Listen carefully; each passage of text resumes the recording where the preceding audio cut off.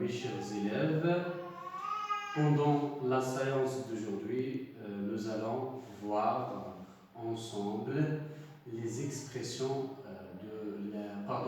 les types de subordonnés. Avant de voir les types de propositions subordonnées, nous allons rappeler la définition de la phrase complexe. C'est quoi la phrase complexe? La phrase complexe, on a dit, c'est une phrase qui se compose de deux propositions. Une proposition principale, essentielle de la phrase, on ne peut pas l'effacer, on ne peut pas la supprimer de la phrase. Et d'autres propositions, ce qu'on appelle les propositions subordonnées, et qui sont dépendantes et qui sont attachées à la proposition principale et qui n'ont pas un sens complet, c'est-à-dire qu'ils sont dépendants. Aujourd'hui, on va voir les types de la proposition subordonnée et les types de propositions subordonnées. Le premier type de la proposition subordonnée, on a la subordonnée relative. La subordonnée relative.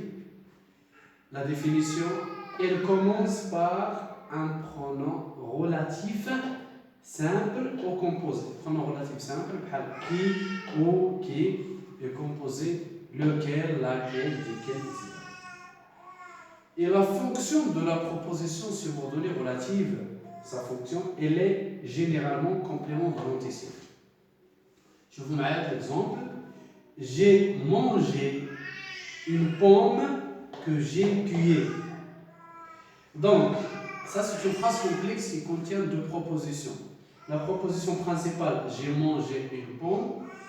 J'ai mangé une pomme. La deuxième, la subordonnée, que j'ai cueilli. Que j'ai cueilli, c'est la subordonnée relative.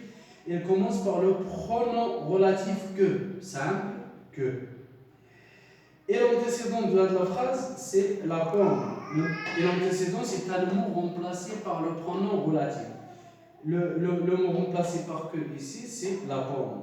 Que j'ai mangé quoi? J'ai mangé la pomme. Le deuxième type de la proposition subordonnée, c'est la subordonnée complétive. La subordonnée complétive commence par une conjonction de subordination, que, ce que, etc. Ou bien par un mot interrogatif, qui, comment, etc. Ou bien par un verbe à l'infinitif. C'est-à-dire qu'il n'y a pas un mot introductif entre la subordonnée et la principale. Il contient trois types de la proposition subordonnée complétive. Le premier type, c'est la complétive conjonctive.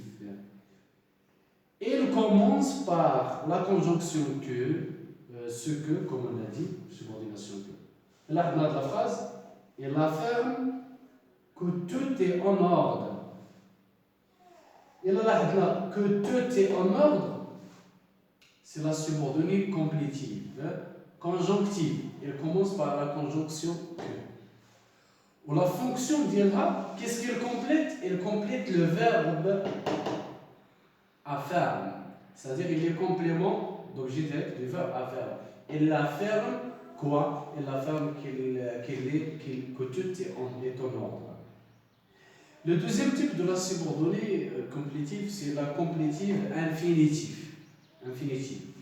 Elle commence par un verbe à l'infinitif, c'est-à-dire il n'y a pas un mot introducteur entre qui relie la subordonnée de la principale. J'entends Ahmed chanter dans sa chambre. La subordonnée, Ahmed chanter dans sa chambre. Il y a le verbe ici, il est à l'infinitif. Il est complément. J'entendais quoi? J'entendais Ahmed chanter. Et le verbe chanter précède et commence par un sujet, par son sujet. Les rois, il précède toujours d'un sujet. Chanter, Ahmed chanter dans sa chambre. Le dernier type de la subordonnée complétive, c'est la complétive interrogative indirecte. Exemple, elle commence soit par l'adverbe si, ou qu'elle interrogative indirect total, ou là par un pronom interrogatif qu'elle quel, etc. Ou bien par un adverbe interrogatif, comment, pourquoi, etc. C'est un interrogatif partiel, complétif interrogatif partiel. Par exemple, là, je voudrais savoir quel était cet homme. Et là, je voudrais savoir quoi? Je voudrais savoir quel était cet homme. La subordonnée là, toujours sur la fonction d'un complément d'objet direct du verbe de la principale, il va savoir. Et par quoi commence? Il introduit, il s'introduit par le pronom interrogatif quel. Donc, quel était cet homme? Donc, il est interrogatif indirect, mais écoute, l'interrogatif indirect ne se termine pas par un point d'interrogation à la fin. Il joue la fonction, comme on a dit, d'un complément d'objet du verbe de la principale. Le dernier type de la subordonnée, c'est la subordonnée circonstancielle. Elle commence par une conjonction de subordination, ou bien par une locution conjonctive. Il joue toujours la fonction d'un complément circonstanciel. Toujours la fonction d'un complément circonstanciel du verbe de la principale. Manquer de complément circonstanciel de but, de cause, etc. Je fais un exemple. Je travaille pour que tu réussisses à l'examen. Pour quel objectif je travaille? Je travaille pour que tu réussisses à l'examen. Pour que tu réussisses à l'examen, à dire la subordonnée. Elle commence par la locution conjonctive pour que, qui exprime le but. Pour quel objectif je travaille pour qu'il réussisse à l'examen. Et les types de subordonnées circonstancielles, il y a 7 types. Il y a la subordonnée circonstancielle de but, la subordonnée circonstancielle de cause, la subordonnée circonstancielle de condition, la subordonnée circonstancielle de conséquence et la subordonnée circonstancielle de concession ou de position, la subordonnée circonstancielle de comparaison et la subordonnée circonstancielle de temps. Donc, je résume. On a dit que la phrase complexe comporte 2 verbes conjugués ou plus. Il y a aussi 2 propositions, une proposition principale et une proposition subordonnée.